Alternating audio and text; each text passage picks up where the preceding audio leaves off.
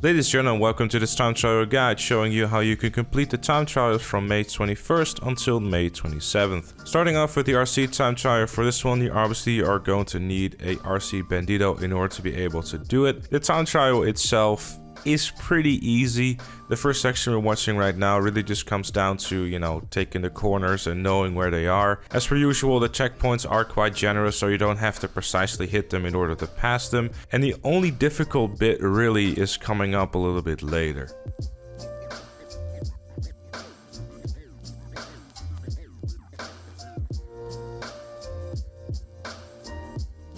Which is this section right here. You really want to slow down a little bit. Don't try to go too fast or else you'll be flying over the barriers. And especially this one right here, you have to brake down as much as you can in order to make sure that you don't go flying. Same thing for going up the ramp. Try not to go too fast. Be controlled about it.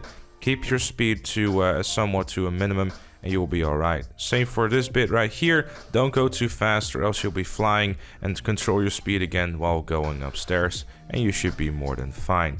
From that point onwards, it is just simply back to the usual of taking as many corners as humanly possible, because that's essentially what this track is. Again, this bit right here, make sure to control your speed so you don't go flying off the track again. And then the same thing for here, back to taking way too many corners. And then it's time to go down again towards the finish line right here, where again, control your speed, don't go too fast.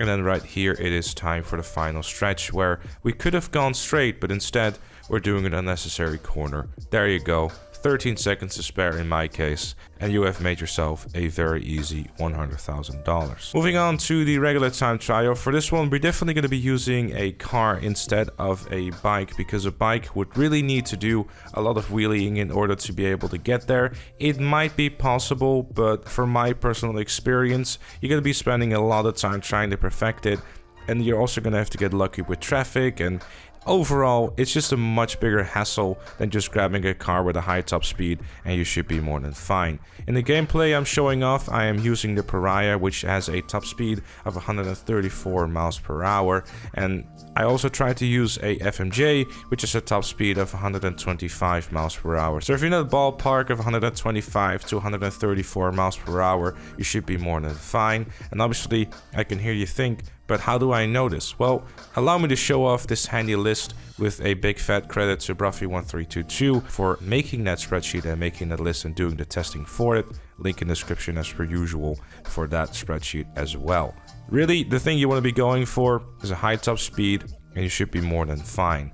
There's a wide variety of vehicles. Most of them are going to be on the more expensive side, so if you're going to need to buy a vehicle in order to beat this time trial, personally I'd say don't worry about it too much. Get yourself a Pariah. It's the best sports car in the game too. Highest top speed in a land vehicle without any boosts, and it is also raceable, so definitely worth picking up overall if you haven't done so already. Now, with that said and with that done, that was it for this one. Thank you all so very much for watching. Make sure to check the link in the description down below if you want to see the full raw gameplay where you can hear the engine sounds if you need that too. Leave a like if you enjoyed, subscribe for more, and I'll see you all later.